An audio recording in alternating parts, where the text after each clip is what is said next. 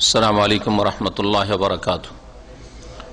बिस्मिल्लाहिर्रहमानिर्रहीम। अल्हम्दुलिल्लाहि रब्बिल आलमीन वस्सलातु वस्सलामु अला सय्यिदिल मुरसलीन नबियना मुहम्मद व अला आलिहि व सहबिहि अजमाइन। अम्मा बाद फ़क़द क़ालल मुअल्लिफ़ रहिमहुल्लाहु तआला बाबु क़ौलिल्लाहि तआला अलम तरा इलल लज़ीना यज़उमूना अन्नहुम आमनू बिमा उन्ज़िला इलैक व मा उन्ज़िला मिन क़ब्लिक युरीदूना अन यतहाकमू इला त्ताग़ूति व क़द उमिरू अन यकफ़ुरू बिहि व युरीदु शैतानु अन युदिल्लहुम दलालाम बाईदा।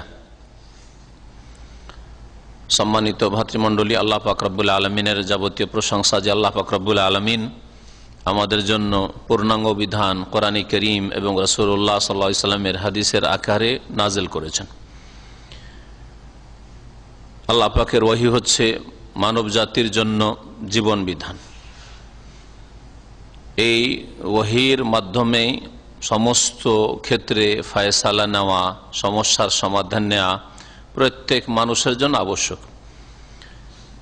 সে আল্লাহ পাকের যাবতীয় প্রশংসা যে আল্লাহ পাক রব্বুল আলামিন তাঁর দ্বীনকে মানব জাতির জন্য সম্পূর্ণ করেছেন। সালাত এবং সালাম নাজিল হোক নবী মুহাম্মদ সাল্লাল্লাহু আলাইহি সাল্লামের ওপর, যার কাছে বিচার নেয়া, যার নিয়ে আসা সমাধান সার্বিক ক্ষেত্রে সাদরে গ্রহণ করা, কালেমায়ে তাইয়্যিবা লা ইলাহা ইল্লাল্লাহ এবং মুহাম্মদুর রাসূলুল্লাহ, এই কালেমা তাইয়্যিবায় যে দুটো অংশ রয়েছে তার দাবি।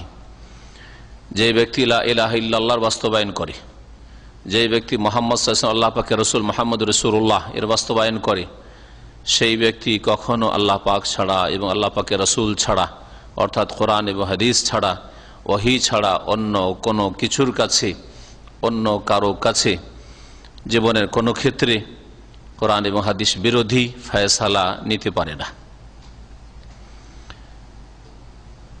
আমাদের আজকের কিতাবুত তাওহীদে দর্সের বিষয়বস্তু হচ্ছে এই বিষয়, তা হচ্ছে যে আল্লাহ ছাড়া অন্যের কাছে, আল্লাহর বিধান ছাড়া, কোরআন এবং সুন্নাহ ছাড়া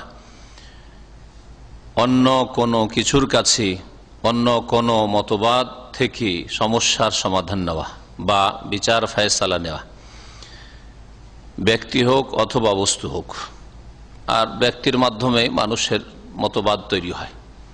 কোনো ব্যক্তির কাছে, জীবিত ব্যক্তির কাছে ফয়সালা নিতে যাক তার মন গড়া ফয়সালা সিদ্ধান্ত, অথবা কোনো ব্যক্তি অতীতে চলে গেছে আর সেই মতবাদ বা তার সীমিত চিন্তাধারায় সমাধান দিয়ে গেছে, যে কোনো সমাধান হোক না কেন, ব্যক্তি জীবনে, পারিবারিক জীবনে, সামাজিক ক্ষেত্রে, অর্থনীতির ক্ষেত্রে, রাষ্ট্রীয় ক্ষেত্রে, বিচার বিভাগে যদি কেউ আল্লাহর বিধান ছাড়া, কোরআন এবং হাদিস ছাড়া, কোরআন হাদিস বিরোধী মানুষের মতবাদ থেকে বিচার নেই, ফয়সালা নেই, তাহলে সেই ব্যক্তি শিরক করল, তাওহীদকে নষ্ট করল।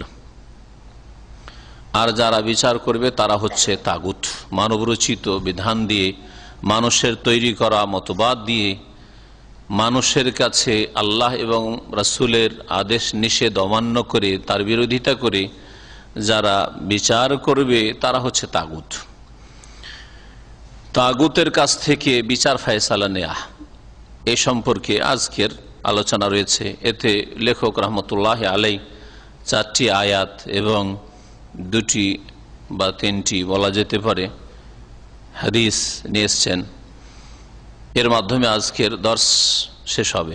আল্লাহ পাক রব্বুল আলামিনের বাণী দিয়ে লেখক অধ্যায় শুরু করেছেন বাবু কৌলিল্লাহি তাআলা। এই অধ্যায় হচ্ছে মহান আল্লাহর এই বাণী সম্পর্কে। মহান আল্লাহ সূরা নিসার আয়াত নম্বর 60 থেকে 62, 60, 61, 62 সূরা নিসার এই 3টি আয়াতে আল্লাহ পাক রব্বুল আলামিন ইরশাদ করেছেন, আলাম তারা ইলাল লাযিনা ইয়াজউমুন, হে নবী তুমি কি লক্ষ্য করনি ওই সব লোকদের দিকে যারা মনে করে, ইয়াজউমুন মানে যাদের ধারণা, যারা ধারণা করে, যারা দাবি করে। ধারণা যখন থাকে তখন দাবি করে, ধারণা যে আমি বিচার ফয়সালা করার অধিকার রাখি, আমি মতবাদ দিতে পারি বা আমার মতো মানুষ মতবাদ দিতে পারি, এর সাথেই সমাধান রয়েছে। যখন ধারণা করে তখন দাবিও করে। তো এই জন্য ভাব অর্থ অনেকে দাবি করার অর্থ করে থাকে, কিন্তু শাব্দিক অর্থ হচ্ছে ধারণা করা, অনুমান করা। তুমি কি লক্ষ্য করে দেখো ওই সব লোকদেরকে বা ওই সব লোকদের দিকে আল্লাযীনা ইয়াজউমুন, যাদের ধারণা আন্নাহুম আমানু বিমা উনজিলা ইলাইক, প্রথম তো তাদের দাবি আর ধারণা তাদের মনে মনে যে আমরা মুমিন মুসলিম, অথচ তারা মুসলিম সমাজের মুনাফিক। সে প্রথম সারির মুনাফিক, রাসূলুল্লাহ সাল্লাল্লাহু আলাইহি ওয়াসাল্লামের শহর মদিনার ওই মুনাফিক আব্দুল্লাহ বিন উবাই মুনাফিক এবং তার সাথী সঙ্গীরাই হোক, আর না হয় কিয়ামত পর্যন্ত যুগে যুগে যত মুনাফিক মুসলিম সমাজে কপট, অন্তরের কপট থাকবে, এদের ধারণা, এদের দাবি যে তারা ঈমান নিয়ে এসেছে, বিশ্বাস করেছে বিমা উনজিলা ইলাইক, ওই বিধানের ওপর, ওই কিতাবের ওপর যা হে নবী মুহাম্মদ সাল্লাল্লাহু আলাইহি ওয়াসাল্লাম তোমার প্রতি নাযিল করা হয়েছে। ওমা উনজিলা মিন ক্বাবলিক, আর ওদের এও দাবি যে তোমার পূর্বে যে কিতাবগুলি নাযিল করা হয়েছে, আসমানি কিতাব, সেগুলিকেও তারা বিশ্বাস করে, তাওরাত, ইনজিল, জাবুর, এগুলোকে বিশ্বাস করে। আর ঈমানের একটা স্তম্ভ হচ্ছে আল্লাহ পাকের কিতাবাদি যা নাজিল করেছে আল্লাহ পাক রব্বুল আসমানি কিতাব, সেগুলিকে বিশ্বাস করা যে এগুলি মিন ইনদিল্লাহ, আল্লাহর পক্ষ থেকে। তবে আগের কিতাবগুলি, আগের গ্রন্থগুলি সেই জাতিরা বিকৃত করে ফেলেছে, সুতরাং সেগুলি কাজের যোগ্য থাকে নাই। তাতে অনেক ভালো কথা রয়েছে, কিন্তু বিকৃত হওয়ার কারণে কোনটা আল্লাহ পাকের কথা আর কোনটা তাদের মুরব্বীদের, তাদের পোপ পাদ্রীদের, তাদের ধর্মগুরুদের বানানো বোঝা মুশকিল, যার ফলে আল্লাহ পাক রব্বুল আলামিন সেই কিতাবগুলিকে রহিত মনসুখ করে দিয়েছেন।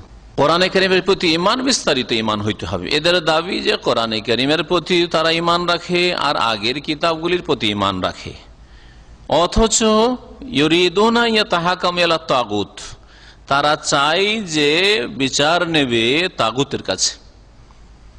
তারা বিচার ফয়সালার জন্য, বিচার প্রার্থনার জন্য যায় তাগুতের কাছে। তাগুত ওই ব্যক্তি, যেই ব্যক্তি কোরআন এবং হাদিসের বিরুদ্ধে ফয়সালা করে। তাগুত ওই মতবাদকেও বলা হয় যা কোরআন এবং হাদিসের বিরুদ্ধে পেশ করা হয়েছে। তাগুত ওই সব আইন কানুনকে বলা হয় যেসব আইন কানুন কোরআন এবং হাদিস বিরোধী তৈরি করা হয়েছে, ওই সব সংবিধান ও তাগুত যেগুলি কোরআন এবং হাদিসের সাথে সংঘর্ষিত। তো এসবের কাছ থেকে তারা বিচার প্রার্থনা করতে চায়। ওয়াকাদ ওমেরু আন ইয়াকফুরু বিহি, অথচ তাদেরকে নির্দেশ দেয়া হয়েছে যে তারা যেন তা অমান্য করে। যারা মন গড়া ফয়সালা করে কোরআন হাদিসের বিরুদ্ধে, তাদেরকেও অস্বীকার করে, অমান্য করে, প্রত্যাখ্যান করে। আর যেসব মতবাদ পেশ করা হয়েছে বা আইন তৈরি করা হয়েছে কোরআন এবং হাদিস বিরোধী, সেগুলিকে যেন অমান্য করে, এটা আল্লাহ পাকের নির্দেশ। তাহলে এখানে এই আয়াতে আল্লাহ পাক ঈমান আর কুফরির কথা, দুটো কথা উল্লেখ করেছে না, ঈমান আর কুফরি। একজন মানুষ অতক্ষণ পর্যন্ত মুমিন মুসলিম হতে পারবে না যতক্ষণ পর্যন্ত আল্লাহ এবং তার নাজিলকৃত বিধানের প্রতি ঈমান না নিয়ে আসবে, রাসূলের প্রতি ঈমান না নিয়ে আসবে, আর তার সাথে সাথে আল্লাহ এবং তার রাসূল আর তার নাজিলকৃত বিধানের বিরোধী যেগুলি, সেগুলির সাথে কুফরি না করবে। মুমিন মুসলিম হওয়ার জন্য তাহলে ঈমানও নিয়ে আসতে হবে, আর কি করতে হবে? এ ভাষায় অস্বীকার করতে হবে। কি অস্বীকার করবেন? হ্যাঁ, কোরআন এবং হাদিস আর রাসূল বাদ দিয়ে যা এর বিরোধিতায় যা তৈরি হয়েছে, এর বিরোধী যা কিছুই রয়েছে, সেগুলির সাথে কুফরি করতে হবে। ওয়াকাদ উমিরু আন ইয়াকফুরু বিহি, তাহলে কুফরির নির্দেশ করা হয়েছে। কিন্তু কোন কুফরি? আমাদের দেশের মূর্খ সমাজ কুফরি মানে আল্লাহ এবং রাসূলের সাথে কুফরি করা, তাই না? কুফরির শাব্দিক অর্থ হচ্ছে অস্বীকার করা, অমান্য করা। কি অমান্য করবেন? যা আল্লাহ বলেননি, রাসূল বলেননি, তার দিনে নেই, তা অস্বীকার করবেন। এটা হচ্ছে ঈমান, অস্বীকার করতে হবে। আর ঈমান মানে বিশ্বাস স্থাপন করা। বিশ্বাস কি করবেন? যা আল্লাহ বলেছেন, তার রাসূল বলেছেন, যা তার দিনে আছে, নাজিলকৃত কিতাবে রয়েছে, ওহীতে রয়েছে। ওয়াকাদ উমিরু আন ইয়াকফুরু, অথচ তাদেরকে নির্দেশ দেওয়া হয়েছিল যে তারা যেন তাগুতকে অস্বীকার করে, অমান্য করে। ওয়ায়ুরিদুশ শাইতানু ইউদিল্লাহুম দালালাম বাইদা, কিন্তু শয়তান তাদেরকে পথভ্রষ্ট করে বহু দূরে নিয়ে যেতে চায়। শয়তান গোমরা করে অনেক দূরে নিয়ে চলে যেতে চায়। এই ছিল আয়াত নম্বর 60। তারপরের আয়াতগুলি কিতাবুত তাওহীদের সংক্ষেপ করে দেওয়া হয়েছে আল আয়াত বলে, বাকি আয়াতগুলির সংক্ষিপ্ত তাফসীর করে দিই। আল্লাহ পাক তারপরে আয়াতে বলছেন 61 নম্বর আয়াতে সূরা নিসার, ওয়াইযা কিলা লাহুম তাআলাউ ইলা মা আনজালাল্লাহু ইলা রাসূল, যখন তাদেরকে বলা হইতো, মুনাফিকদেরকে বলা হইতো যে তোমরা এসো ইলা মা আনজালাল্লাহ, ওই বিধানের দিকে যে আল্লাহ নাজিল করেছেন, আল্লাহ নাজিলকৃত বিধানের দিকে আসো। প্রত্যেক মানুষকে ডাকা হয়েছে, তাআলাউ ইলা কালিমাতিন সাওয়াইন বাইনানা ওয়া বাইনাকুম আল্লা না'বুদা ইল্লাল্লাহ ওয়া লা নুশরিকা বিহি শাইআ ওয়া লা ইয়াত্তাখিযা বা'দুনা বা'দান আরবাবা মিন দুনিল্লাহ। এটা কোরআনে কারীমের ডাক। আল্লাহ পাক নবী মুহাম্মদ সাল্লাল্লাহু আলাইহি সাল্লামকে নির্দেশ দিয়েছেন এইভাবে মানুষকে আহ্বান করো, ডাকো, তাআলাউ এসো ইলা কালিমা, এমন একটি ওয়ার্ডের দিকে, বাক্যের দিকে, কথার দিকে, আল্লাহ পাকের নাজিলকৃত বিধানের দিকে এসো, ওয়াইলা রাসূল, আর রাসূলের দিকে আসো। অর্থাৎ রাসূলুল্লাহ সাল্লাল্লাহু আলাইহি ওয়াসাল্লাম যেইভাবে আল্লাহ পাকের নাজিলকৃত বিধান পড়ে শোনাচ্ছেন, ব্যাখ্যা করে শোনাচ্ছেন, বিশ্লেষণ করছেন, সেটা মানতে হবে।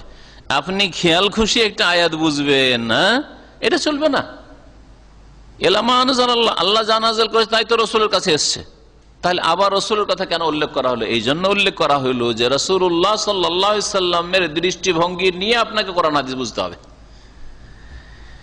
অনেকেই কোরআনের আয়াত পেশ করে, রাসূলের হাদিস পেশ করে, কিন্তু রাসূলুল্লাহ সাল্লাল্লাহু আলাইহি সাল্লামের দৃষ্টিভঙ্গি, তার সাহাবায়ে কেরাম রাদিয়াল্লাহু তাআলা আনহুম আজমাইন, সেই দৃষ্টিভঙ্গি, সালাফে সালেহিনের দৃষ্টিভঙ্গি থেকে স্বাধীন হয়ে আমি কোরআন আয়াত এইভাবে বুঝছি, আমার মনে হচ্ছে এর ব্যাখ্যা এরকম হবে,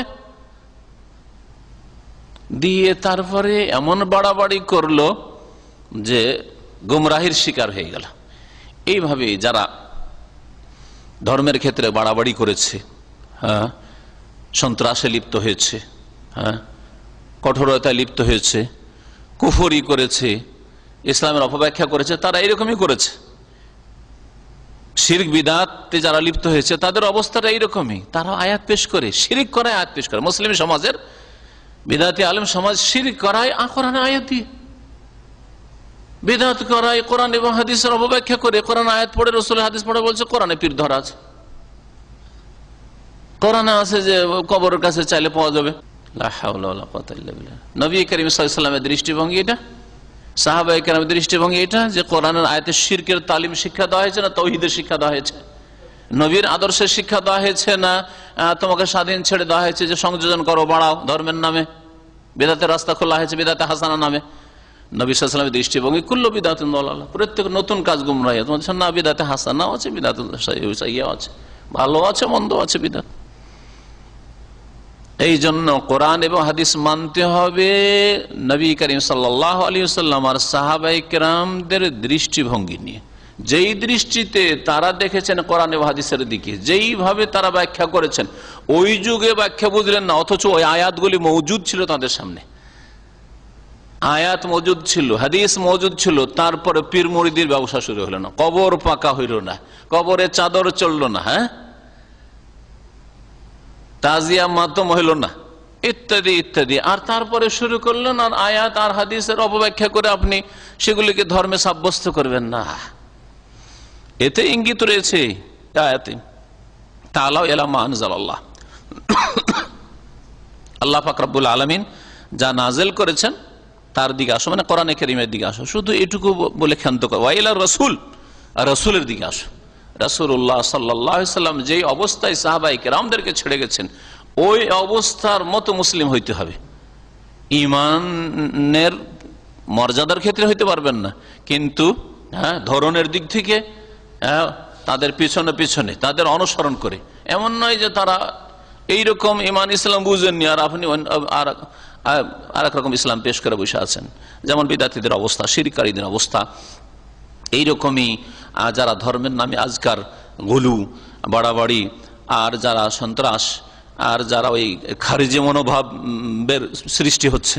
রাসূলুল্লাহ সাল্লাল্লাহু আলাইহি ওয়াসাল্লামের মক্কি জীবন দেখেন, মদিনার জীবন দেখেন, পুরো জীবনটাই দেখেন, জিহাদ ফরজ হওয়ার আগের হুকুমও দেখেন আর জিহাদ ফরজ হওয়ার পরেও দেখেন, যে রাসূলুল্লাহ সাল্লাল্লাহু আলাইহি ওয়াসাল্লামের নির্দেশ ছাড়া কোন একজন সাহাবী একাই চলে গেছেন, হ্যাঁ, আল্লাহু আকবার, চলো আল্লাহু আকবার, অমুক কাফেরকে মারতে চলো, কাফেরদের বিরুদ্ধে হস্ত ধরো, এর করেছেন না? নবী করিম সাল্লাল্লাহু আলাইহি ওয়াসাল্লামের আদেশ মোতাবেক করেছেন। নবী সাল্লাল্লাহু আলাইহি ওয়াসাল্লাম বলেছেন যে কুমু, চলো জাহিদু, জিহাদ, তখন বেরিয়েছেন, তাই না? একটা নজির আছে। আর রাসূলুল্লাহ সাল্লাল্লাহু আলাইহি ওয়াসাল্লাম রাষ্ট্রের মালিক ছিলেন, রাষ্ট্রনায়ক ছিলেন, আর আপনি একজন মুফতি সাহেব হবেন, আর একজন হুজুর হবেন, আর একজন শেখুল হাদিস হবেন, আর একজন সংগঠনের নেতা হবেন, আমির জামাত হবেন, আর জিহাদের ঘোষণা করে দিবেন, চলবে? তাহলে আপনি রাসূলুল্লাহ সাল্লাল্লাহু আলাইহি ওয়াসাল্লাম এবং সাহাবায়ে কেরামদের দৃষ্টিভঙ্গি নিয়ে আপনি ইসলামের উপর থাকলেন না। একটা ঘটনা দেখিয়ে দেন যে তারপরে দেখেন ইমাম আবু হানিফা, শাফেঈ, মালিক, আহমদ জিহাদের ঝান্ডা ধরে একাই, হাকিম সেই যুগের খলিফা হুকুম করেননি, তিনি একাই জিহাদে বেরিয়ে গেছেন। দেখান তো দেখি, পারবেন দেখাতে? তারপরে যদি কারো মগজ না খুলে বুঝতে না পারে তাহলে তার অন্তরে বক্রতা রয়েছে। ইমাম বুখারী, মুসলিম, আবু দাউদ ফোকাহা ছাড়া মুহাদ্দিসিন কিরাম তাদের জিহাদের জজবা ছিল না, কিন্তু তারা খলিফাকে বাদ দিয়ে খলিফা আদেশ করুক আর নিষেধ করুক, আবার ওকে জিজ্ঞাসা করার কি আছে, বেরিয়ে পড়েছেন ইমাম বুখারী, মুসলিম, আবু দাউদ জিহাদে। এরকম একটা নজির আছে একবার জীবনে দেখাইতে পারবেন না আপনি। তো বলছেন যে যখন এই মুনাফিকদেরকে ডাকা হয় আল্লাহ পাকের নাযিলকৃত বিধানের দিকে, ওয়াইলা রাসূল এবং রাসূলের দিকে, রাআইতাল মুনাফিকিন, তখন মুনাফিকদেরকে দেখতে পাবে, ইয়াসুদ্দুনা আনকা সুদুদা, হে নবী তোমার থেকে এরা দূরে সরে যাচ্ছে ঘৃণার সাথে। ইয়াসুদ্দুন মানে বাধাপ্রাপ্ত হওয়া, বাধা অন্যকেও দেওয়া, সাদ্দা ইয়াসুদ্দু, আর নিজেকেও বাধা দেওয়া। তো দূরে সরে যাচ্ছে, আর সুদুদা আবার ওর তাকিদ এসে যেন ঘৃণা ভরে দূরে সরে যাচ্ছে। এটা যে কোনো কারণবশত আপনি দূরে চলে গেছেন, আপনার ডিউটি দাম্মাম থেকে জুবাইল দূরে চলে গেছেন, আর একটা হচ্ছে ঘৃণার সাথে দূরে চলে যাওয়া। সময় সুযোগ আছে, তারপর আসবেন না আপনি, শিখবেন না আপনি। তো রাসূলুল্লাহ সাল্লাল্লাহু আলাইহি ওয়াসাল্লামের দিকে ডাকা হলে, আল্লাহ নাযিলকৃত বিধানের দিকে ডাকা হলে এরা ঘৃণা ভরে দূরে সরে যায় রাসূলুল্লাহ সাল্লাল্লাহু আলাইহি ওয়াসাল্লাম থেকে। কারা? মুনাফিকরা। ফাকাইফা ইযা আসাবাতহুম মুসিবাতুন বিমা কদ্দামাত আইদিহিম, তাহলে কেমন অবস্থা হবে এই মুনাফিকদের যখন তাদের ওপর তাদের কৃতকর্মের কারণে মুসিবত আপতিত হবে, বিপদ এসে যাবে। বিমা কদ্দামাত আইদিহিম মানে তাদের হাত যে অগ্রিম পাঠিয়েছে, মানে কৃতকর্ম।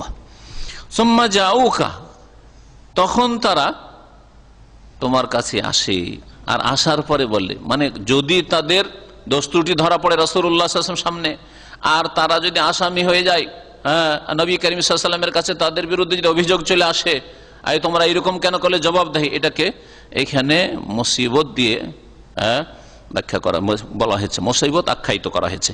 তাদের ওপর যদি এই রকমের কোন বিপদ এসে যায় যে রাসূলুল্লাহ সাল্লাল্লাহু আলাইহি ওয়াসাল্লামের কাছে জবাবদিহি করতে হবে, এইরকম কেন করলে তুমি আচরণ ইসলামের সাথে, রাসূলুল্লাহ সাল্লাল্লাহু আলাইহি ওয়াসাল্লামের সাথে, তখন এই মুনাফিকরা কি করতো? নবী সাল্লাল্লাহু আলাইহি ওয়াসাল্লামের কাছে আসতো, আর আসার পরে শপথ করা শুরু করতো, কসম খাওয়া শুরু করতো। সুম্মা যাও, কতবারে রাহে নবী তোমার কাছে আসে, আসার পরে ইয়াহলিফুনা বিল্লাহ, আল্লাহর কসম করা শুরু করে। আর কি বলে? ইন আরাদনা ইল্লা ইহসানা ওয়া তৌফিকা, ইসলামের ক্ষতি করেছে, ষড়যন্ত্র করেছে ইসলামের বিরুদ্ধে, রাসূলুল্লাহ সাল্লাল্লাহু আলাইহি ওয়াসাল্লামের বিরুদ্ধে, সাহাবায়ে কেরামের বিরুদ্ধে, খন্দকের যুদ্ধে, আরো বিভিন্ন সময়ে। কিন্তু এরা কি বলতে জানেন? বলতে ইন আরাদনা ইল্লা ইহসানা ওয়া তৌফিকা, আমাদের উদ্দেশ্য সদ্ভাব ছাড়া আর তৌফিক সমন্বয় করা ছাড়া, মীমাংসা করা ছাড়া অন্য কিছু ছিল না। ইন আরাদনা, অন্য কোনো উদ্দেশ্য ছিল না। ইন এখানে নাফিয়া, না এর অর্থে। ইল্লা ইহসানা, একমাত্র উদ্দেশ্য ছিল সদ্ভাব, আমাদের মাঝে যাতে সদ্ভাব পয়দা হয়, সবাইকে নিয়ে মিলেমিশে একসাথে চলি, এই ধরনের কথা বলে ধোঁকা দেওয়ার চেষ্টা করত। আর আজকাল মানব রচিত বিধানের বাস্তবায়নকারীরা মুসলিম সমাজে, মুসলিম দেশে এই ধরনের কথা বলে। কোরআনে কারীম 1400 বছর আগের কথা, সব কথা কি কোরআনে কারীম দিয়ে হয়? তোমরা মসজিদ করো, মাদ্রাসা করো, তোমরা ইসলামে যা করবে করো, ইসলামী প্রতিষ্ঠান করো, তোমাদের কে বাধা দিচ্ছে ওইগুলো করতে? কিন্তু আমাদের আইন আদালত, আমাদের পার্লামেন্ট, সংসদ, এগুলি চালাবার ক্ষেত্রে যুগোপযোগী কিছু আইন কানুনের প্রয়োজন রয়েছে। তৌফিক সমন্বয় করতে চায়, নতুনত্বর প্রয়োজন রয়েছে। আগের গুলো থাক আর পরের গুলো থাক, তৌফিক সমন্বয় করবে। ইসলাম আর পশ্চিমা অথবা রাশিয়ান অথবা চাইনিজ মানব রচিত কমিউনিজম নিয়ে এসে, সমাজবাদ নিয়ে এসে, নয় পুঁজিবাদ নিয়ে এসে, সুদী সিস্টেম নিয়ে এসে সমন্বয় করতে চায়। ইসলামও পালন করেন আর সুদী ব্যাংকের সাথে কারবারও করেন। মুনাফিকদের কথা এটা, মুনাফিকদের কথা এটা। এই ছিল 3টি আয়াত। বলবো যে এই আয়াত থেকে যে বিষয়গুলি জানা গেল, যদি আমার তাফসিরে অধিকাংশ কথাগুলি চলে এসছে, এই জন্য কখনো কখনো রিপিট মনে হইতে পারে, তারপরেও ভাষ্যকার শেখ সালেহ ফৌজান হাফিজাহুল্লাহ তাআলা তিনি যে কথাগুলি উল্লেখ করেছেন আপনাদের সামনে পেশ করি। বলছেন যে ওজুবু তাহাকুম ইলা কিতাবিল্লাহি ওয়া সুন্নতি রাসূলিহি, এই আয়াত দ্বারা জানতে পারলাম যে আল্লাহ পাকের কিতাব কোরআন কারীমের কাছে আর রাসূলের সুন্নাত হাদিসের কাছে বিচার প্রার্থনা করা ফরজ। বিচার চাইবেন ওহীর মাধ্যমে, কোরআন এবং হাদিস থেকে।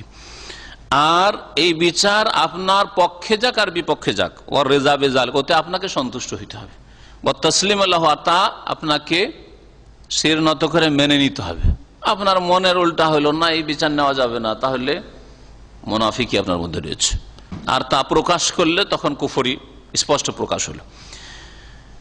তারপরে এই তিনটি আয়াত দ্বারা আরো জানতে পারলাম যে মান তাহাকামা ইলা গায়রি শরিয়াতিল ইসলাম, ইসলামী শরীয়ত, ইসলামী বিধিবিধান ছাড়া অন্য কোনো কিছুর কাছে কেউ যদি বিচার চায় বা সমস্যার সমাধান চায়, ফালাইসা বিমুমিন, সে মুমিন মুসলিম নয়। যদি এই রকম বিশ্বাস নিয়ে যে কোরআনের আইন আর মানুষের আইন সমান, তাহলে মুসলিম নয়।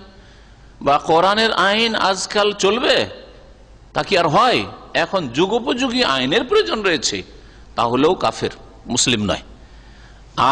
আর একটা অবস্থা আছে যে হ্যাঁ, কোরআন এবং হাদিস সার্বিক ক্ষেত্রে দিক নির্দেশনা দিয়েছে, আমি বিশ্বাস করি আর এটাই হওয়া উচিত, কিন্তু আমরা চাপের মুখে অথবা আমরা দুর্বল, পারছি না, অথবা দুনিয়ার লোভ লালসার জন্য পারছি না, তাহলে কমের পক্ষে তারা জালেম বা ফাসিক। যেমন আল্লাহ পাক তিনটি আয়াতে তিন রকম বলেছেন, আমাল্লাম ইয়াহকুম বিমা আনজালাল্লাহু ফাউলাইকা হুমুল কাফিরুন বলেছেন, আমাল্লাম ইয়াহকুম বিমা আনজালাল্লাহু ফাউলাইকা হুমুল ফাসিকুন, আমাল্লাম ইয়াহকুম বিমা আনজালাল্লাহু ফাউলাইকা হুম আয-যালিমুন। এই জন্য আমরা ঢালাহারে ইমান কারো কাছ থেকে কেড়ে নিতে চাই না। সেই ইমানকে যদি নিজেই বিদায় করে দেয়, যে কোরআনের চাইতে উত্তম হচ্ছে আজকালকার পশ্চিম আইন, বা কোরআন যেমন তেমনই পশ্চিম আইন, সমান করে দিলে আল্লাহর কথাকে, রাসূলের কথাকে, মানুষের ভুলে ভরা কথাকে সমান করে দিল, অবস্থায় অবশ্যই কুফরি করবে, ইমানকে নিজেই নিজের অন্তর থেকে বিদায় করে দিল। যদিও সে মিষ্টি মিষ্টি কথা বলে আর বলে যে আমাদের উদ্দেশ্য সংস্কার করা। আজকাল সংস্কার শব্দটি খুব ব্যবহার, আমরা দেশে সংস্কার চাই, আমরা আইনের সংস্কার চাই। আরে কোরআনে কারীমের বিধানে সংস্কার করবে নাকি? চোরের হাত কাটা আল্লাহ পাক নির্ধারণ করেছে, এতে সংস্কার চাই। কিসাস আল্লাহ ফরজ করেছে, সংস্কার চাই। জেনার শাস্তি আল্লাহ নির্ধারণ করেছে, সংস্কার চাই। তাহলে কাফের, মুসলিম নয়। সংস্কার আপনাদের মধ্যে যে আগাছা আছে সেগুলি তো সংস্কার করেন, আপনাদের মধ্যে যে দুর্নীতি আছে, পাপ আছে, সেগুলি সংস্কার করেন, ইসলাহ করেন। ওয়াইনের দান না হয় আকসুদুল ইসলাম, যদিও দাবিদার হয় যে উদ্দেশ্য হচ্ছে আমাদের সৎ, উদ্দেশ্য হচ্ছে সংস্কার করা, দেশের উন্নতি করা, যুগোপযোগী করা আইন কানুনকে, এসব কথা বললেও চলবে না। যদি ইসলামী শরীয়তের কাছে ফয়সালা না নেই, তাহলে অবশ্যই মুমিন থাকবে না। আরো জানতে পারলাম 3 নম্বরে মান হাকাম বেগাইরে মা আনজালা ফাহুয়া তাগুত, যেই ব্যক্তি মানব রচিত বিধান দিয়ে, কোরআন এবং হাদিস ছাড়া, ওহী ছাড়া বিচার করবে, সে হচ্ছে তাগুত। ওমান তাহাকামা ইলা গায়রি মা আনজালাল্লাহু ফাহুয়া মুতাহাকিম ইলা তাগুত, আর যেই ব্যক্তি মানব রচিত বিধানের কাছে বিচার চাইতে যাবে, একজন বিচার করলো আর একজন বিচার চাইলো, যে বিচার চাইবে সে তাগুতের কাছে বিচার চাইলো, বিচার প্রার্থনা করলো, যদিও নতুন নতুন চমৎকার নাম দিক না কেন। এই আয়াতে থেকে জানতে পারলাম 4 নম্বরে যে তাগুতের সাথে কুফরি করতে হবে, তাগুতকে অস্বীকার করতে, অমান্য করতে হবে। আর তা ফরজ, কোন সুন্নাত মুস্তাহাব কাজ নাই। আপনি দেবদেবীকে স্বীকারও করি না, অস্বীকারও করি না, এটাও না ওটাও না, চলবে, অস্বীকার করি। কবর পূজা অস্বীকার করি, জি হ্যাঁ, মানুষের পূজা অস্বীকার করি, গাছের পূজা অস্বীকার করি, অস্বীকার করতে হবে। মানুষের আইন অস্বীকার করি, অমান্য করি, এটা ওয়াজিব। ওয়াকাদ ওমেরু, আল্লাহ পাকের নির্দেশ, আন ইয়াকফুরু বিহি ওয়াজুবুল কুফর বিত তাগুত, তাগুতের সাথে কুফরি করা, তাগুতকে প্রত্যাখ্যান করা ফরজ। আর তাহজির মিন কাইদিশ শয়তান, শয়তানের ষড়যন্ত্র থেকে আল্লাহ পাক সতর্ক করেছেন, সাবধান করেছেন। কারণ শয়তান মানুষকে সত্যতে চলতে বাধা সৃষ্টি করে। আনামান দোয়া ইলা তাহাকুম ইলা মা আনজালাল্লাহ, কাউকে যদি ডাকা হয় আল্লাহ নাযিলকৃত বিধান কোরআন এবং হাদিসের দিকে, ওয়াজিব আলাইহিল ইজাবা, তাহলে সেই ডাকে সাড়া দেওয়া ফরজ এবং তা সাদরে গ্রহণ করা ফরজ। আর সে যদি মুখ ফিরিয়ে নেয় যে না না না আমি এই বিচার মানবো না, ফাইন আরাদ ফাহুয়া মুনাফিক, তাহলে সে মুনাফিক। আন্না দাওয়া কাসদিল ইসলাহ লাইসাত বিউযরিন ফিল হুকম বিগাইরি মা আনজালাল্লাহ, আল্লাহ পাকের নাজিলকৃত বিধান ছাড়া মানব রচিত বিধান দিয়ে ফয়সালা করার ক্ষেত্রে কেউ যদি সংস্কার করতে চায়, যে দেশের সংস্কারের নামে বাহানায়, সমন্বয়ের নামে যুগোপযোগী করে দেশকে গড়ে তুলব, সেই জন্য আমরা আসলে সব দেশের আইনকে মিলিয়ে জুলিয়ে দেশ চালাচ্ছি, এইরকম যদি কথা বলে তাহলে সেও কি মুনাফিক। হ্যাঁ, এটা ওজর নয় আল্লাহ পাকের নাজিলকৃত বিধান ছাড়ার। তারপরের আয়াত দেখুন, আল্লাহ পাক বলছেন সূরা বাকারার আয়াত নম্বর 11-তে, ওয়াইযা কিলা লাহুম লা তুফসিদু ফিল আরদ, যখন তাদেরকে বলা হইতো যে তোমরা পৃথিবীতে ফাসাদ সৃষ্টি করিও না, বিশৃঙ্খলা করিও না। কাদের আলোচনা রয়েছে আয়াতগুলিতে বলতে পারেন? হ্যাঁ, সূরা বাকারার শুরুতে কয়েকটা জাতির আলোচনা রয়েছে। প্রথম আলোচনা রয়েছে হুদাল লিল মুত্তাকিন আল্লাযীনা ইউমিনুনা বিল গায়ব, মুত্তাকিনদের আলোচনা রয়েছে। আর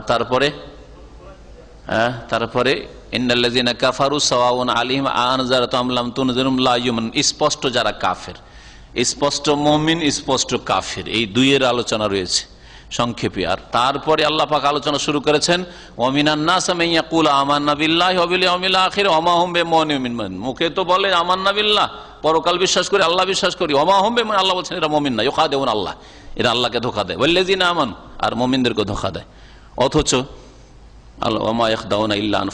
আল্লাহকে ধোঁকা দিতে পারে? আল্লাহ সবকিছু জানছেন, ধোঁকা দেয় নিজে কি এরা। এই আলোচনাগুলি রয়েছে বেশ কয়েকটি আয়াতে মুনাফিকদের সম্পর্কে। মুনাফিকদের অনিষ্ট বেশি ক্ষতিকর, সেজন্য মুনাফিককে আল্লাহ পাক বিস্তারিত সতর্ক করেছেন কোরআন কারীমের শুরুতে, সূরা ফাতিহার পরে যে সূরা বাকারা শুরু হয়েছে তাতেই। 11 নম্বর আয়াতে বলছেন যে মুনাফিকদেরকে যখন বলা হইতো লা তুফসিদু ফিল আরদ, দেখো আল্লাহর জমিনে তোমরা বিপর্যয় সৃষ্টি করিও না, বিশৃঙ্খলা করিও না। কালু, তখন তারা কি বলতো? যুক্তি, ইন্নামা নাহানু মুসলিহুন, আমরা তো সংস্কারক, আমরা রিফর্মার, আমরা সংস্কার করতে চাই, মিলেমিশে সমন্বয় করতে চাই। হ্যাঁ, সবকে নিয়ে মিলিজুলি সরকার, ভারতে বলে মিলিজুলি সরকার, কোয়ালিশন। হ্যাঁ, এই আয়াত থেকে বোঝা গেল যে আত-তাহযীর মিন তাহকিমিন নুজুম আল কাওয়ানিন আল মুখাফিল শরিয়া, শরীয়ত বিরোধী যতগুলি আইন কানুন রয়েছে এগুলির থেকে বিচার ফয়সালা নেওয়া, সমাধান নেওয়া থেকে সতর্ক করা হয়েছে। যদিও দাবি করে এই সব লোকেরা যে তাদের উদ্দেশ্য হচ্ছে সংস্কার করা, তারা সংস্কারবাদী না, তারা হচ্ছে বিশৃঙ্খলা সৃষ্টিকারী, ফাসাদি। যারা আল্লাহর দ্বীন বিরোধী জীবন যাপন করে এবং মানুষকে সেই দিকে ডাকে, তারা হচ্ছে ফাসাদ সৃষ্টিকারী, দেশে বিশৃঙ্খলা সৃষ্টি করে, শান্তি চায় না দেশের। 2 নম্বরে বলছে আন্না দাওয়াল ইসলাহ লাইসাত বিউযরিন ফি তারকি মা আনজালা, আল্লাহ পাকের নাজিলকৃত বিধান ছেড়ে দেবেন আর দাবি করবেন যে আমরা সংস্কারক, না, আপনাদের এ ওজর আল্লাহর কাছে গ্রহণযোগ্য হবে না, কারণ অন্তরে কপটতা রয়েছে। কখনো ইসলাম সংস্কার হতে পারে না আল্লাহ নাজিলকৃত বিধান ছাড়া। কোরআন এবং হাদিস দিয়ে মানুষের সংশোধন হইতে পারে আর সংস্কার হইতে পারে। তারপরে এতে সতর্ক করা হয়েছে আত-তাহযীর মিনাল ইজাবির রায়, নিজের মতকে প্রাধান্য দেওয়া থেকে সাবধান। কখনো নিজের ব্যক্তিগত মত, খেয়াল খুশি, আপনার মন মগজের থেকে যা তৈরি হয় ওইসব কথাকে কখনো প্রাধান্য দেবে না আল্লাহ পাকের বিধানের উপর। তারপরে যার অন্তরে ব্যাধি আছে তাদের স্বভাব হচ্ছে যে বাতিলকে সত্য মনে করে আর সত্যকে বাতিল মনে করে। মুনাফিকরা এরকমই। আন্না মারিজ আল কলব, যার অন্তরে ব্যাধি আছে, আর অন্তরে ব্যাধি আছে মুনাফিকদের সংশয়ের ব্যাধি, সন্দেহের ব্যাধি, আল্লাহর প্রতি বিশ্বাসী নেই, আখিরাত জান্নাত জাহান্নামে বিশ্বাসী নেই, রাসূলের প্রতি বিশ্বাসী নেই, গায়েব বিশ্বাসী করে না, ওহী নাযিল হয় না রাসূলের উপর বিশ্বাসী করে না, মুনাফিকরা অন্তরের মুনাফিক। ইয়াতাসাওয়ারুল হক বাতিলান, সত্যকে বাতিল মনে করে, মিথ্যা মনে করে, ওয়াল বাতিল হাক্কান, আর বাতিল মানবরচিত বিধানকে মনে করে যে এটাই ঠিক, এটাই ঠিক, যুক্তিযুক্ত ইত্যাদি সব কথা বলে তারা। তারপরে এই আয়াত থেকে জানতে পারলাম যে মানুষের শুধু নিয়তটা সৎ থাকলেই যে সে কল্যাণ পেয়ে যাবে তা নয়। নিয়ত সৎ থাকার সাথে সাথে অনুসরণ হইতে হবে ওহীর, কোরআন এবং হাদিসের।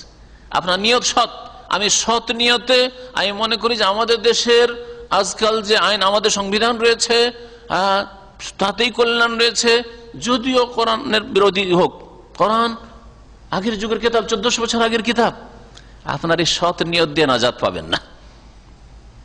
বিদাতীদের নিয়ত সৎ থাকে কিন্তু নবীর তরিকায় চলে না, এই জন্য তাদের আমল কবুল হয় না। নিয়ত সৎ থাকে না, অনেক বিদআতপন্থীরা আছে যারা এত মেহনত পরিশ্রম করে, বাড়ি ঘর ছেলে মেয়ে সংসার কাজকর্ম চাকরি ছেড়ে দিয়ে চলে গেল মাসকে মাস এদিক সেদিক, তাহলে নিয়তে সততা আছে কিন্তু মোতাবিয়াত নেই, ফলো করে না রাসূলুল্লাহ সাল্লাল্লাহু আলাইহি সাল্লাম কি। জি, এইরকমই অনেকে আছে সাদা সিধা মানুষ, মনে করে আল্লাহকে পাবো, তো আল্লাহকে আমার মতো পাপি তাপি আল্লাহকে সরাসরি কি করে পাবে, তো পীর বাবাকেই ধরতে হবে, পীর বাবাই আল্লাহ পর্যন্ত পৌঁছে দেবে। নিয়তে তো সৎ, হ্যাঁ নিয়তে সততা আছে, কিন্তু আল্লাহকে পাওয়ার তরিকা যে নাজিলকৃত তরিকা আছে সেই তরিকা অবলম্বন করলো না, সুতরাং সে কখনো কল্যাণ পাবে না, হেদায়েত পাবে না। তৃতীয় আয়াত সূরা আরাফের আয়াত নম্বর 56, তাতে আল্লাহ পাক ইরশাদ করেছেন ওয়ালা তুফসিদু ফিল আরদি বাদা ইসলাহিহা, পৃথিবীতে তোমরা বিশৃঙ্খলা সৃষ্টি করিও না, বাদা ইসলাহিহা এই পৃথিবীর সংস্কার হয়ে যাওয়ার পরে, পৃথিবীতে শান্তি প্রতিষ্ঠা হওয়ার পরে। দুনিয়ায় আল্লাহ পাক কোরআনে কারীম দিয়ে ওহী দিয়ে শেষ রাসূলকে পাঠিয়ে শান্তি কায়েম করে দিয়েছেন, এটা হচ্ছে শান্তি। শান্তি হচ্ছে আল্লাহ পাকের দ্বীন, আল্লাহ পাকের নাজিলকৃত বিধান। এই জন্য দেখেন সৌদি আরবে আল্লাহ পাকের দ্বীনের যে দণ্ডবিধান রয়েছে, চোরের হাত কাটা, ডাকাতের শাস্তি হোক, আর জেনাকারীর শাস্তি হোক, আর খনির শাস্তি হোক, আছে না নেই? আছে, যার ফলে এখানে পৃথিবীর মধ্যে সবচেয়ে বেশি নিরাপত্তা রয়েছে, সবচেয়ে বেশি। আর যত সুন্দর করে এর বাস্তবায়ন হবে তত বেশি নিরাপত্তা বাড়বে। যখনই কোনো ক্ষেত্রে বাস্তবায়নে গাফিলতি হচ্ছে, আসামি হয়তো ধরে নিয়ে যাওয়া হইলো, আর নিয়ে যাওয়ার পরে ব্যাকডোর দিয়ে টাকা দিয়ে অথবা পরিচিতের মাধ্যমে ছাড়িয়ে নিয়ে চলে আসা হলো, তখনই অপরাধ বাড়বে, ক্রাইম বাড়বে, তখনই ক্রাইম বাড়বে। তো ইসলাহ হচ্ছে আল্লাহ পাকের নাজিলকৃত বিধান।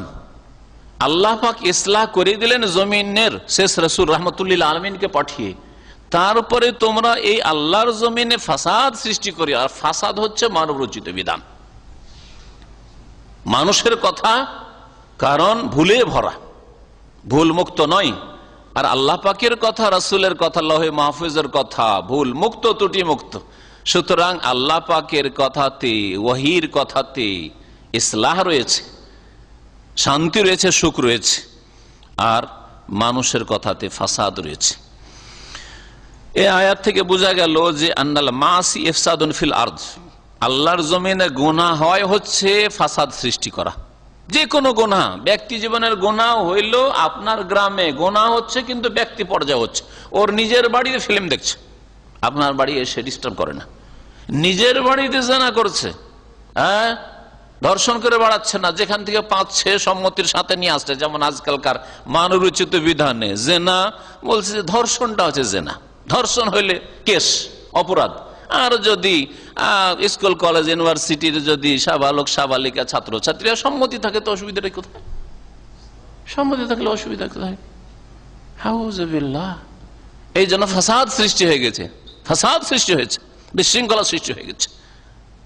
ছাত্রীরা হোস্টেল থেকে বেরোতে পারে না।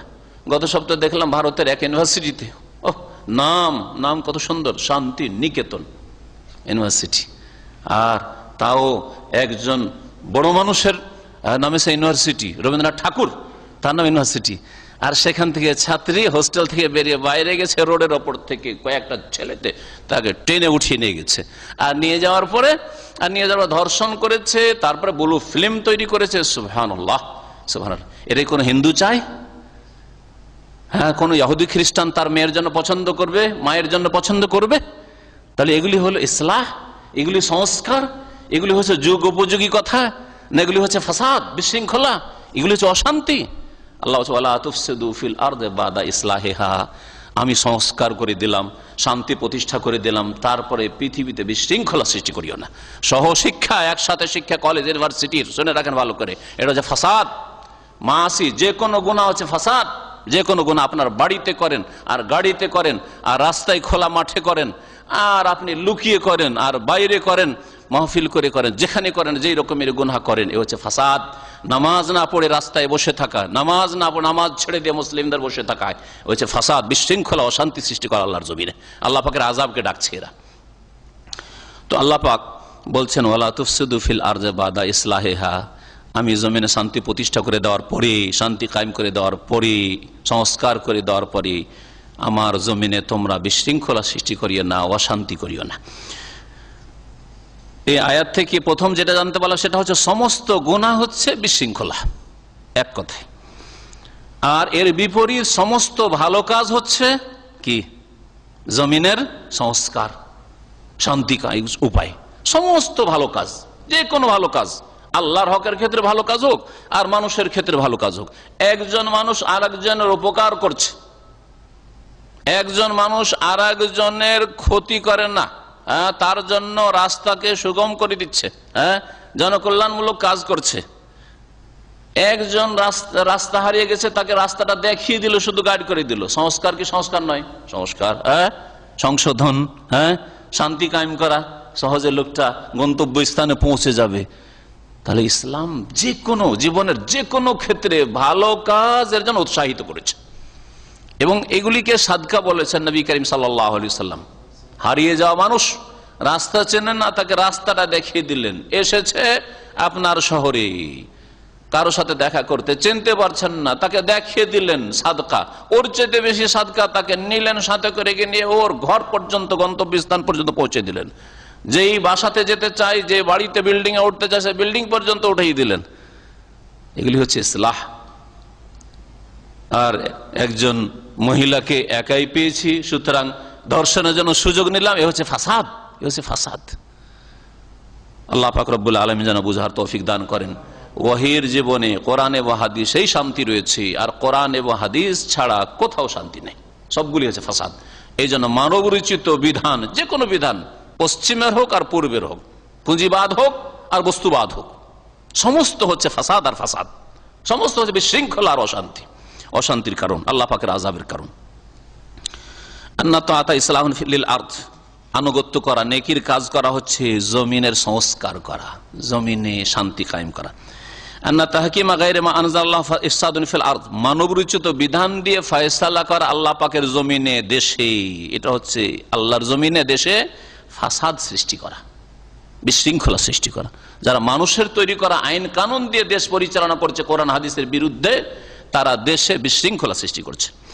আন্না সালাহাল বাশার ওয়া ইসলাহুম লা ইয়াকুনু ইল্লা বিতাহকিম মা আনজালাল্লাহ, মানুষের শান্তি এবং মানুষের সংস্কার আর মানুষের সংশোধন একমাত্র আল্লাহ পাকের নাজিলকৃত বিধানের বিচার ফয়সালাতে রয়েছে। জীবনের প্রতিটি ক্ষেত্রে আল্লাহর বিধানের ফয়সালা আপনি মেনে নেন, বাস্তবায়ন করেন, দেখবেন তাতে শান্তি ফিরে আসবে।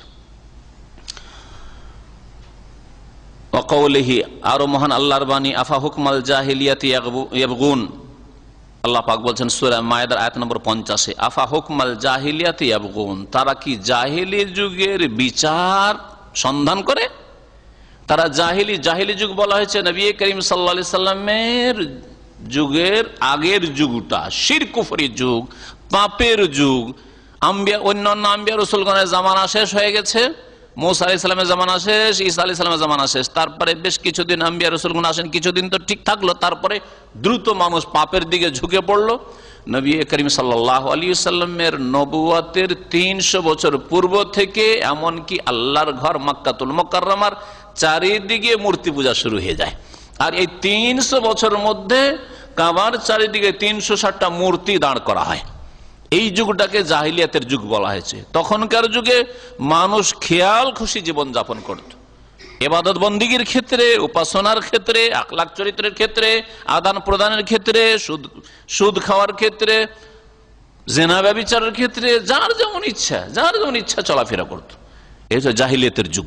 আর ওই রকম যদি আজকে কোরআনে কারীম মুসলিম দেশে মওজুদ, কোরআনে কারীমের ব্যাখ্যা মওজুদ, তাফসীর মওজুদ, রাসূলুল্লাহ সাল্লাল্লাহু আলাইহি ওয়াসাল্লামের হাদিস মওজুদ, উলামায়ে কেরামরা মওজুদ, আর তারপরে যদি মানব রচিত বিধান দিয়ে ফয়সালা হয়, তাহলে এই হচ্ছে জাহেলিয়াতের ফয়সালা, মানুষের তৈরি করা। মুসলিম দেশে আইন কানুন কি বলছে? পশ্চিমা আইন।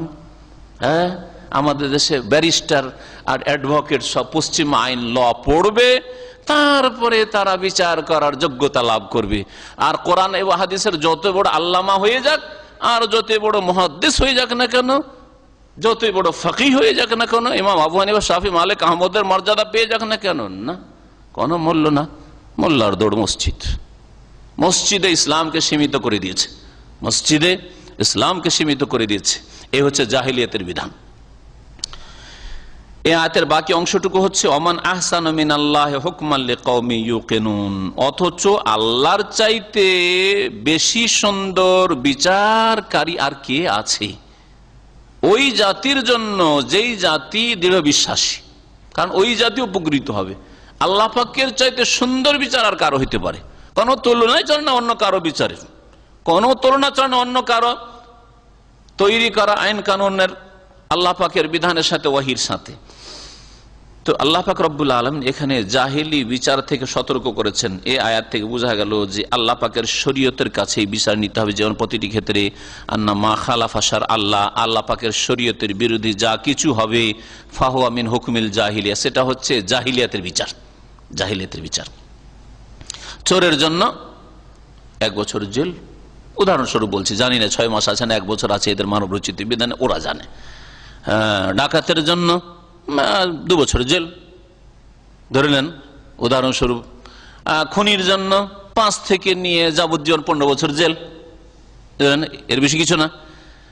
সাধারণ লোককে খুন করলে এইরকমই। আর তারপরে ঘুষের রাস্তা তো খোলাই আছে, ঘুষের রাস্তা তো খোলা আছে। আর যদি আবার নেতাকে কেউ যদি খুন করে দেয় তাহলে তার জন্য মৃত্যুদণ্ড হইতে পারে না, ওইখানে কেসাসটা শুধু, বুঝলেন না? তারপরে মানবরচিত বিধান, খুন করলো 1 ভাই আর আসামি হইল 5 ভাই সবাই, ওর মাও আসামি, ওর বাপও আসামি, বেচারি অসহায় মহিলা স্ত্রী, ও স্বামী ও জালেম কি করলো না করলো বেচারি কি করবে, ওকে ধরে নিয়ে গেল, ও আসামি রিমান্ডে, তার স্ত্রীও কি করেছে দোষে? জালেমরা। জাহিলিয়াতের বিধান নয়, আফা হুকমাল জাহিলিয়া, এই হচ্ছে জাহিলিয়াতের ফয়সালা। আল্লাহর শরীয়তের বিপরীত যত সমস্যার সমাধান মানুষ পেশ করেছে সেগুলি হচ্ছে হুকমুল জাহিলিয়া, জাহিলিয়াতের সমাধান। বায়ান ও মাজিয়াত আহকামি শরিয়া, ইসলামী শরীয়তের যে বিধিবিধান রয়েছে সেগুলির বৈশিষ্ট্য আল্লাহ পাক রব্বুল আলামিন বর্ণনা করেছেন। এতে ওয়া আন্নাহা হিয়াল খায়র, তাতেই কল্যাণ রয়েছে, তাতে ন্যায় নীতি রয়েছে, আর তাতে মানব জাতির জন্য করুণা আর রহমত রয়েছে।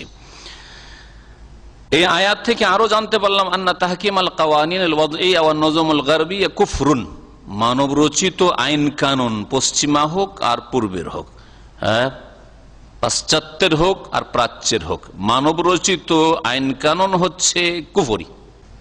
এখন হাদিসগুলি শোনেন যা এখানে লেখক নিয়ে এসেছেন।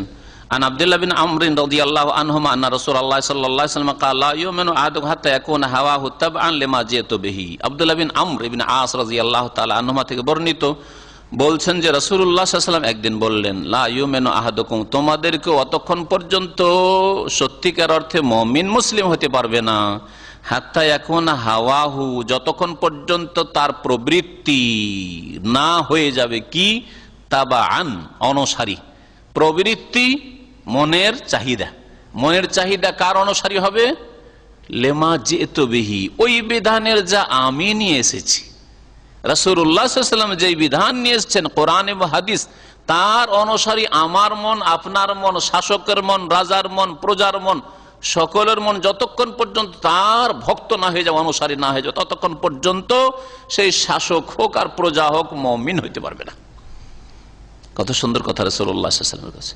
যদি মুমিন মুসলিম হইতে হয় তাহলে আপনার মনটা আল্লাহর নবী সাল্লাল্লাহু আলাইহি ওয়াসাল্লাম যা নিয়ে এসেছেন তার যেন অনুসারী হয়ে যায়, তার অনুসারী হয়ে যায়। কালান নবী, ইমাম নবী রাহমাতুল্লাহ আলাইহি বলছেন, ইমাম নবী রাহমাতুল্লাহ আলাইহির নাম উপাধি ছিল মহিউদ্দিন, আর উপনাম ছিল আবু জাকারিয়া, আর নাম ছিল তার ইয়াহিয়া ইবনে শরফ আন-নবী। ইমাম নবী বলা হয় একটি শাম দেশের গ্রাম নাওয়া নামক গ্রামের অধিবাসী তিনি ছিলেন। তিনি একজন বড় ইমাম, বিশেষ করে সহিহ মুসলিমের ভাষ্য, বিস্তারিত ভাষ্য ব্যাখ্যা সহিহ মুসলিম শরীফের রয়েছে ইমাম নববীর, এছাড়াও ফিকহে আল মজমু, আরো অনেক কিতাবই তার রয়েছে। তার ইন্তেকাল 676 হিজরিতে, 676 হিজরিতে, অর্থাৎ 7ম শতাব্দীর মানুষ তিনি। তিনি বলছেন ইমাম নববী হাদিসুন সহিহুন, এই হাদিসটি হচ্ছে সহিহ।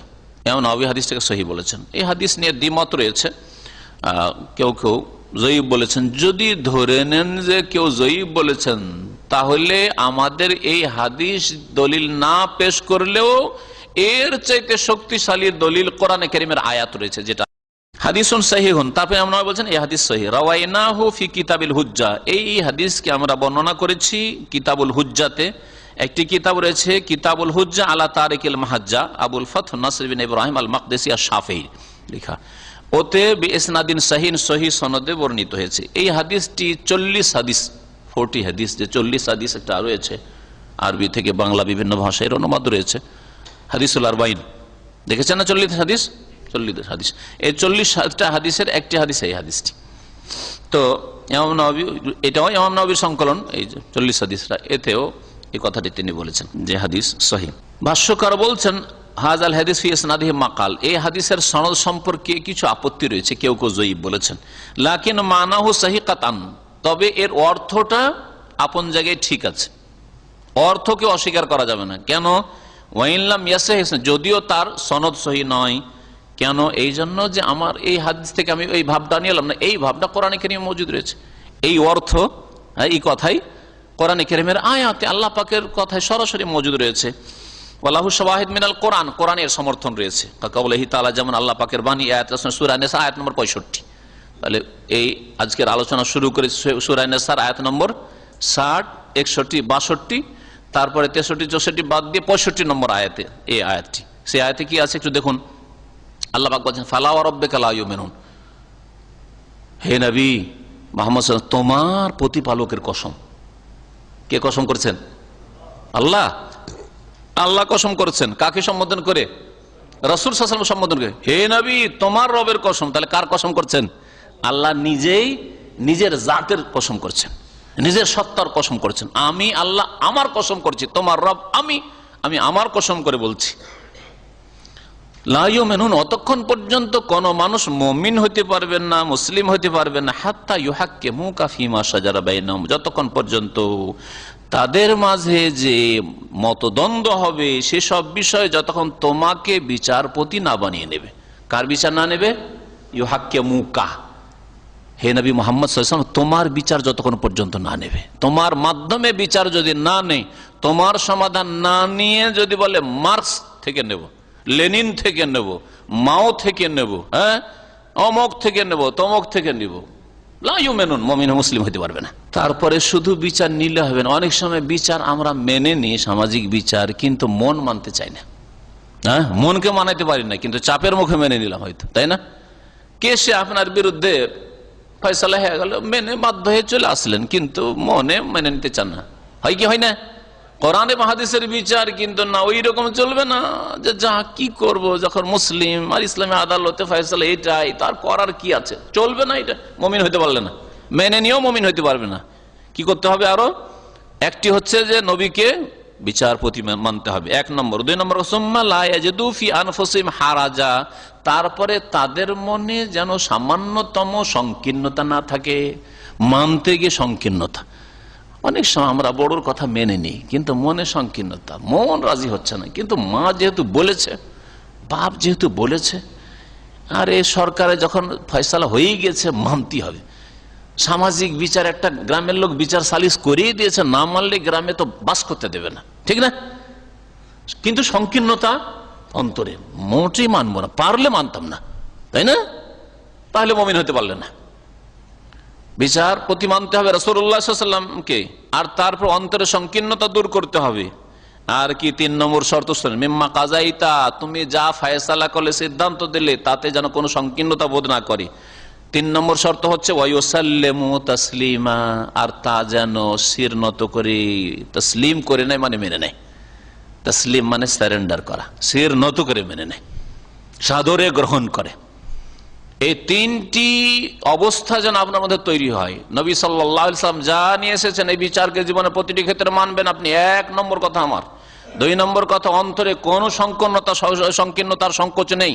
3 নম্বর হচ্ছে সাদরে গ্রহণ করছে, খুশির সাথে গ্রহণ করছে, তাহলে মুমিন হইতে পারবেন। যে হাদিসটি আব্দুল্লাহ বিন আমরের উল্লেখ করা হইল, সেই হাদিস থেকে আমরা জানতে পারলাম যে ওযু ও মাহাব্বাতে কুল্লি মা জা বিহি রাসূল সাল্লাল্লাহু আলাইহি ওয়াসাল্লাম, রাসূলুল্লাহ সাল্লাল্লাহু আলাইহি ওয়াসাল্লাম যা নিয়ে এসেছেন তা সবটা কি ভালোবাসা। ওয়ালা সিয়ামা ফি আত-তাশরী' ওয়াল আমাল বিহি, শরীয়তের আইন কানুনের ক্ষেত্রে, বিধিবিধানের ক্ষেত্রে, হুকুম আহকামের ক্ষেত্রে, আর আমল করার ক্ষেত্রে সব মানতে হবে। যেমন আপনার সহি আকীদা মানতে হবে, তেমনি 5 ওয়াক্ত সালাত মানতে হবে, হ্যাঁ যাকাতও মানতে হবে, রোজাও মানতে হবে, হজও মানতে হবে। মুনাফিক চরিত্রের মানুষ আছে, আমি সবই পারছি, জান খায়রাত অসুবিধা নেই, নামাজটা পড়া আমাকে বড় কষ্ট লাগে, লা ইউমিনুন, মুমিন হতে পারবে না। ফজরটাই শুধু কষ্ট লাগে আমাকে, মনে সংকীর্ণতা। শুধু বিচারের ক্ষেত্রে না, জীবনের প্রতিটি ক্ষেত্রে। প্রথম আকীদার ইবাদতের ক্ষেত্র নেন, এখানে যদি মুসলিম না হইতে পারেন, মনে সংকীর্ণতা, সংকোচ, আরে ফজর বড়ই কষ্টের কারণ আমার জন্য, আউযু বিল্লাহ, আল্লাহ না করে এই কথা কোন মুসলিমের অন্তরে আসে। হ্যাঁ, আমার জন্য নামাজও অনেকে আছে আবার এরকম, নামাজ ঠিক আছে, কিন্তু এই বড় দিনে রোজা রাখা জটিল ব্যাপার। সংকীর্ণ রোজা রাখলেও মনের সংকীর্ণতার সাথে, সংকোচের সাথে, নিরুপায় সে যেন রোজা রাখছে, পরিবেশ তো বাধ্য করছে। লা ইউমিনুন, মুমিন হতে পারবে না। যে কোনো ক্ষেত্রে নেন আপনি। এরকম এক মুনাফিক কয়েক বছর আগে বাংলাদেশের এক পত্রিকা লিখেছে যে মুসলিমরা বাংলাদেশে কয়েক কোটি কুরবানি করে অপচয় করে না, এ কথা এক মুনাফিকের। লা ইউমিনুন, আল্লাহ বলছেন মুমিন হতে পারবেন না, কারণ কুরবানির বিধান মানতে চায় না, হারাজ, তার অন্তরে সংকোচ রয়েছে, সংকীর্ণতা রয়েছে, তাসলিম করতে পারে না, সারেন্ডার করতে পারে আল্লাহর বিধানের সামনে। এত টাকা কেন খরচ করা হবে? ওই মুনাফিকের এই বলার তৌফিক হলো না যে হিন্দুদের মন্দিরে আর 12 মাসের 13 পূজাতে কোটি কোটি টাকা খরচ করছে, আর স্বাধীনতা দিবসে কোটি কোটি টাকা খরচ করছে, আর কার মৃত্যু দিবস, জন্ম দিবসে কোটি কোটি টাকা খরচ করছে। এগুলোর ক্ষেত্রে বলার তো তৌফিক হয় না মুনাফিকের, ওগুলোর ক্ষেত্রে বলবে না। ওযু বা বুগযে কুল্লি মা খালাফা শরিয়াত রাসূল ওয়াল ইবতিআদ আনহু, আর রাসূলুল্লাহ সাল্লাল্লাহু আলাইহি ওয়াসাল্লাম নিয়ে আসা শরীয়তের যতগুলি বিরোধী কথা কাজ হইতে পারে তাকে ঘৃণা করা ফরজ এবং তার থেকে দূরে থাকা ফরজ। তাহলে মানব রচিত বিধানকে ঘৃণা করা ফরজ। মানব রচিত বিধান, গণতন্ত্র আর সমাজতন্ত্র আর এই তন্ত্র মন্ত্র, যতগুলি তন্ত্র মন্ত্র রয়েছে সবগুলিকে ঘৃণা করা এবং সেগুলি থেকে দূরে থাকা ফরজ। আর দুনিয়ার ছেলের চাকরির আশায়, আর দুনিয়ার কিছু ফ্যাসিলিটি পাওয়ার আশায়, ব্যবসার লাইসেন্স আর অমক আর তমক, আর এই স্বার্থ আর নেতৃত্ব, গদি আর পদ, এগুলোর জন্য আপনি এইগুলির সাথে মহব্বত করবেন, সহযোগিতা করবেন, সাহায্য করবেন, হ্যাঁ মেহনত করবেন সেগুলির পেছনে, আর মুমিন হয়ে যাবেন। লা ইউমিনুন, আল্লাহ বলছেন লা ইউমিনু আহাদুকুম ইনতিফাউল ঈমান আম্মা ইয়ামিলু বিকলবিহি ইলা মুখালিফাতি মা জা বিহি রাসূল ওয়ালাউ আমিলা বিহি যাহির। বাহ্যিক যদিও ইসলামের কাজগুলি করে, কিন্তু অন্তর যদি রাসূলুল্লাহ সাল্লাল্লাহু আলাইহি ওয়াসাল্লামের বিরোধিতার দিকে ঝুঁকে থাকে, মানব রচিত বিধানের দিকে ঝুঁকে থাকে, যে সেগুলি বেটার, সেটা হলেই তো ভালো ছিল, তাহলে আপনার এই রকম ঈমান ইসলামের দাবিকে নাকচ করা হয়েছে। লা ইউমিনু, মুমিন হতে পারবেন যতক্ষণ পর্যন্ত হাত্তা ইয়াকুন হাওয়াহু তাবআন লিমা জিতু বিহি, নবী জানিয়ে এসেছেন তার অনুসারী যতক্ষণ পর্যন্ত তার মন না হয়ে যাবে। এরপরে আর একটি বা দুটি হাদিস বা আসার শোনাই। ইমাম শাবি রহমতুল্লাহ আলাইহি, প্রখ্যাত তাবি, তার নাম ছিল আমের ইবনে শারাহিল আশ-শাবি। কেউ বলছেন আমের ইবনে আব্দুল্লাহ ইবনে শারাহিল, তার দাদার নাম শারাহিল ছিল। হেমিয়ার গোত্রের ইয়ামানের লোক ছিলেন। আবু আমর আল কুফি, মানে কুফায় বসবাস করতেন। সিকাতুন হাফিজুন ফাকিহ মিনাত তাবিঈন, তাবিঈনদের মধ্যেকার বড়ই নির্ভরযোগ্য আলেম ছিলেন, হাফেজ মানে মুহাদ্দিস ছিলেন, হাদিসের হাফেজ। আগের যুগে হাফেজ, কোরআন হাফেজকে শুধু বলা হইতো না, মুহাদ্দিস যার 1 লাখের বেশি হাদিস মুখস্থ তাকে হাফেজ বলা হইতো, হাফেজ হাদিস। তার ইন্তেকাল হয়েছে 103 হিজরিতে বলা হয়েছে, আর কেউ কেউ বলেছেন এর আগে বা পরে। তিনি বলছেন যে কানা বাইনা রাজুলি মিনাল মুনাফিকিন ওয়া রাজুলুম মিনাল ইয়াহুদ খুসুমাহ, একজন মুনাফিক আর আরেকজন ইহুদির মাঝখানে একবার ঝগড়া বাঁধে। একজন মুনাফিক মানে মুসলিম গোত্রের, মুসলিম জাতির, নিজেকে মুসলিম বলে কিন্তু মুনাফিক, আর আরেকজন ছিল কে ইহুদি, দুইজনের দ্বন্দ্ব ঝগড়া হয়, যে জমি জায়গা নিয়ে হোক, টাকা পয়সা নিয়ে হোক। ফাকাল ইহুদি বলে এর বিচার নেব না, তাহাকাম এলা মোহাম্মদ সাল্লাল্লাহু আলাইহি ওয়াসাল্লামের কাছে বিচার নেব। ইহুদি জানছে মোহাম্মদ সাল্লাল্লাহু আলাইহি ওয়াসাল্লাম ঘুষও খাবে না, আর যদি তার সাথী সঙ্গীর বিরুদ্ধেও বিচার হয় আর হকটা জানতে পারে, আর আসলে ন্যায্য প্রাপ্য ইহুদিরই ছিল। ইহুদি বুঝতে পারছে যখন ন্যায্য আমার দাবি আর এটা আমার জিনিস, তো আমি এই বিচার মোহাম্মদ সাল্লাল্লাহু আলাইহি ওয়াসাল্লামের কাছে নিয়ে গেলে, যদিও তাকে বিশ্বাস করি না আমি, কিন্তু উনি নাই পরায়ণ মানুষ, নাই নীতিওয়ালা মানুষ, উনি কখনো আমার সাথে বেঈমানি করবেন না, মন্দ করবেন না, মোহাম্মদ সাল্লাল্লাহু আলাইহি ওয়াসাল্লামের কাছে ফয়সালা নেব। আরাফা, সে ভালো করে জানতো আন্নাহু লা ইয়াখুযুর রাশওয়া, যে ইহুদি জানতো যে মুহাম্মদ সাল্লাল্লাহু আলাইহি ওয়াসাল্লাম ঘুষ নেবেন না, আর আজকালকার অফিসার, মুসলিম অফিসার, মুসলিম দেশে সবচেয়ে বেশি ঘুষ, মুসলিম দেশে সবচেয়ে বেশি ঘুষ। ইল্লা মাশাআল্লাহ, ইল্লা মাশাআল্লাহ, সৌদি আরবের মতো দেশ আছে যে দেশে অনেকটাই মুক্ত আছে, আল্লাহ পাক হেফাজত করে। বাকি ওয়াকালাল মুনাফিক, আর মুনাফিক বলল না না না না মুহাম্মদ সাল্লাল্লাহু আলাইহি ওয়াসাল্লামকে যাব না। ও তো জানছে চোরের মন পুলিশ পুলিশ, নবীর কাছে গেলে তো ফয়সালা আমার উল্টা চলে যাবে, কারণ আসলে ন্যায্য হক তার না, ওই ইহুদিরই ছিল আসলে। না তাহাকাম ইলাল ইয়াহুদ, চলো তোমাদের ইহুদিদের নেতা আছে যে ওর কাছে যাবো, কাব বিন আশরাফের কাছে। লে ইলমিহি, কারণ সে জানতো আন্নাহুম ইয়াখুযুনা রাশওয়া, যে ইহুদিরা সবচেয়ে বেশি ঘুষখোর পৃথিবীর মধ্যে, ইহুদিরা সবচেয়ে বেশি সুদখোর, আজকেও আর আগেও। কোরআনে আল্লাহ পাক বলেছেন ওদের সম্পর্কে ওয়াকলিহিমির রিবা ওয়া কাদ নুহু আনহু, ইহুদিরা সুদখোর, সুদ খেত, অথচ তাদেরকে তাদের দ্বীনে ধর্মে নিষেধ করা হয়েছিল, তাওরাতে নিষেধ করা হয়েছিল। এরা সবচেয়ে বেশি সুদখোর, পুঁজিপতি, হ্যাঁ সবচেয়ে বেশি এই ইহুদিরা। দুনিয়ার মধ্যে ধন দৌলত কুক্ষিগত হয়ে আছে এই সুদখোর ইহুদিদের কাছে। বড় বড় কোম্পানি, হ্যাঁ বড় বড় প্রচার মাধ্যম সব এদের হাতে। সুদের মাধ্যমে আর ঘুষের মাধ্যমে সব টাকা তারা নিজেদের কাছে কুক্ষিগত করে নিয়েছে। লায়াখুজুর কি বলছেন যে এ মুনাফিক বলল যে না ইহুদি নেতার কাছে যাব, কারণ ও জানতো যে আন্নাহুম ইয়াখুযুনা রাশওয়া, ঘুষ নেবে আর আমি ঘুষ দিয়ে জিতে যাব। ঘুষ দিলে ইহুদিকে হারিয়ে দেবে আর আমার ঘুষ খেয়ে আমাকে জিতিয়ে দিবে, যদিও সে জাতিটা মুসলিম মুনাফিক। ফাত্তাফাকা, দুইজনের সিদ্ধান্ত এই হলো আলা আইয়াতিয়া কাহিনান ফি জুহাইনা, দুইজনের শেষ সিদ্ধান্ত নিল দেখো মোহাম্মদের কাছে যাবে না, ঠিক আছে যেও না, আর ওই ইহুদির কাছে আমি যাব না, তো চলো কার কাছে যাবে, এক গণকের কাছে চলো। জুহাইনা বংশের এক গণকের কাছে দুইজনে যাওয়ার উপর সম্মত হইল। ফায়াতাহাকামা, তার কাছে বিচার নিয়ে গেল দুইজনে। এলাইহি ফানাজালাত, তখন এই আয়াত নাজিল হইল। কি আয়াত?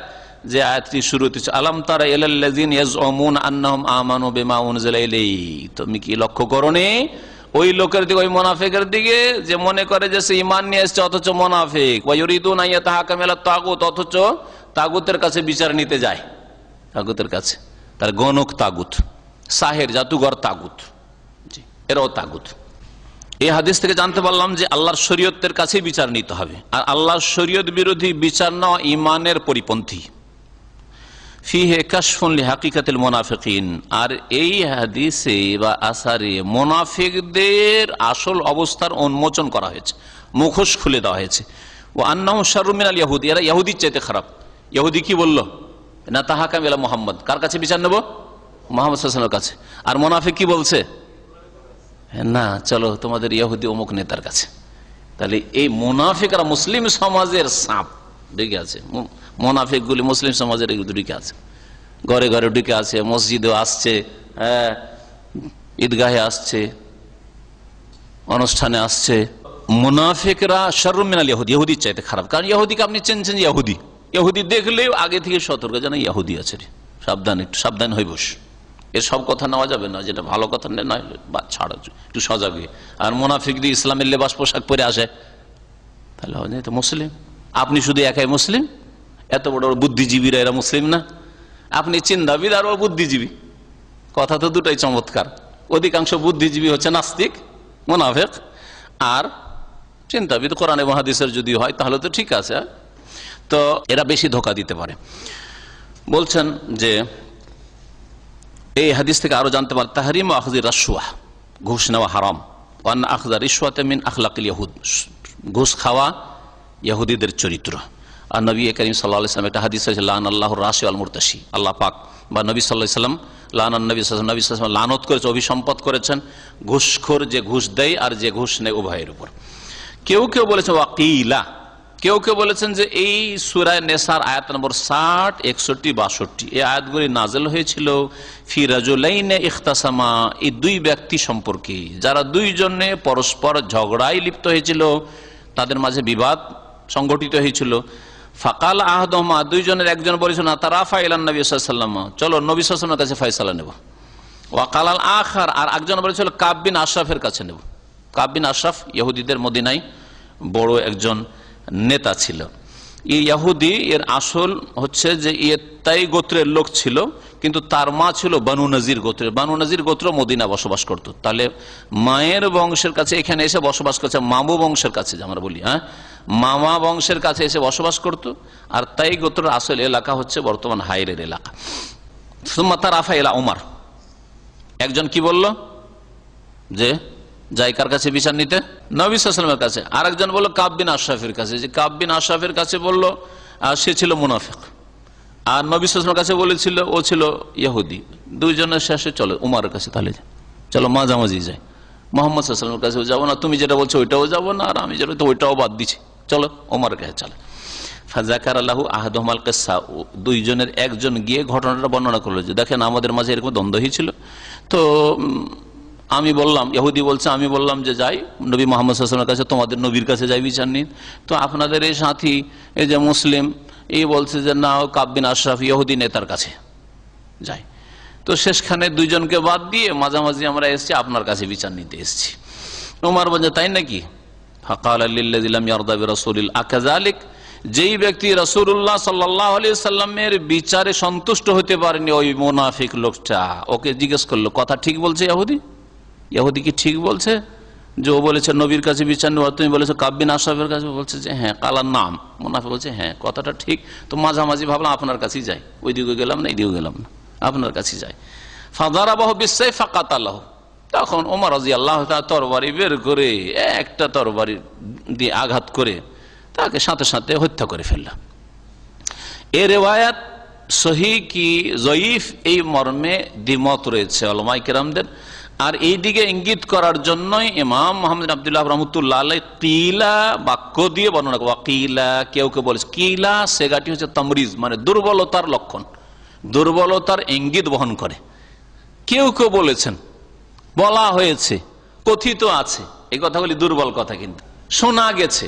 আমি যদি শোনা গেছে যে আজকে দাম্মাম সিটিতে একটা দুর্ঘটনা ঘটেছে, দুর্বল, হ্যাঁ, আর আমি শুনেছি, হ্যাঁ, আমি জেনেছি, শক্তিশালী, ঠিক না? ওয়াকিলা, তো কথাটা যেন দুর্বল, এদিকে ইঙ্গিত করেছেন শাইখুল ইসলাম আহমদ আব্দুর রহমতুল্লাহ আলাইহি। তবে কেউ কেউ বলেছে এটা এর আসল উৎস হচ্ছে, এটা রয়েছে তাফসীর ইবনে জারির তাবরীতে রয়েছে, আর তাফসীর ইমাম বাগবীর তাফসীর দুররে মানসুরে রয়েছে। আল্লাহু আলাম, ঘটনা ঠিক না ভুল আল্লাহ ভালো জানেন, হতে পারে। যদি ঠিক হয় তো একটা প্রশ্ন জাগছে যে তাহলে আইন কি নিজের হাতে নেওয়া যেতে পারে? কারণ রাসূলুল্লাহ সাল্লাল্লাহু আলাইহি ওয়াসাল্লাম বেঁচে রয়েছেন, আর উমর রাদিয়াল্লাহু তাআলা আনহু পরামর্শ না নিয়ে দেখলেন যে মুরতাদ, কারণ নবী সাল্লাল্লাহু আলাইহি ওয়াসাল্লামের বিচারকে অস্বীকার করেছে। মুরতাদের শাস্তি অবশ্যই হত্যা, কিন্তু এই হত্যার বাস্তবায়ন করবেন শাসক রাসূলুল্লাহ সাল্লাল্লাহু আলাইহি ওয়াসাল্লাম, ওমর কেন করলেন? ধরে নিয়ে যেতেন, ঠিক না? এই একটা প্রশ্ন জাগছে। তো এর উত্তর শাইখুল ইসলাম রাহমাতুল্লাহ আলাইহি দিয়েছেন যে আসলে এই হয়েছে, মাজমু ফাতাওয়া ইবনে উসাইমিন এই কথাটি রয়েছে। বলছেন যে তার গায়রাত, দ্বীনি গায়রাত, দ্বীনি আত্মমর্যাদা, দ্বীনের জন্য রাগান্বিত, আল্লাহর জন্য রাগান্বিত হওয়া, আল্লাহ পাকের রাসূলের জন্য, কোরআন এবং হাদিসের জন্য, দ্বীন ইসলামের জন্য রাগান্বিত হওয়া, এটা ঈমানের পরিচয়, ঈমানের লক্ষণ। তার এই রাগকে বরদাস্ত করতে পারেননি, তিনি হত্যা করেছেন, এটা হতে পারে, আল্লাহু আলাম। তবে আজকের যুগে এই রকম করা যাবে না যে উমর রাদিয়াল্লাহু তাআলা কোন মুরতাদকে হত্যা করেছেন, সুতরাং সরকার করেছেন আমি করে নিব, কোন সংগঠনের নেতা অথবা মুফতি সাহেব, হ্যাঁ, অথবা আমরা কিছু যুবক মিলে এই কাফের মুরতাদ মুশরিক শিরকি কথা প্রচার করছে আর সরকার কিছু করছে না, তো আমরা একে হত্যা করে দিই, যেমন ঘটছে অনেক সময়। এটা জায়েজ নয়, কখনো জায়েজ নয়, এটা আইন হাতে নেওয়া জায়েজ নয়। কারণ এতে কি হবে? ফিতনা ফাসাদ সৃষ্টি হবে। তাকুন ফিতনাতুন ফিল আরদি ওয়া ফাসাদুন আরিজ, ফিতনা ফাসাদ সৃষ্টি হবে। আপনি একজনকে খুন করবেন, তার কারণে 50 জনকে হয়তো খুন করতে পারে জালেমরা, হ্যাঁ, জালেম শাসকে করতে পারে, অথবা ওই জালেম বংশধর তাদের দল, তারা মেজরিটি থাকলে তারা একজনের কারণে 50 জনকে মেরে দিতে পারে, হ্যাঁ, এই জন্য আল্লাহ ভালো মানুষকে মেরে দিতে পারে, ঠিক কিনা? সেই জন্য এইরকম করা জায়েজ নাই।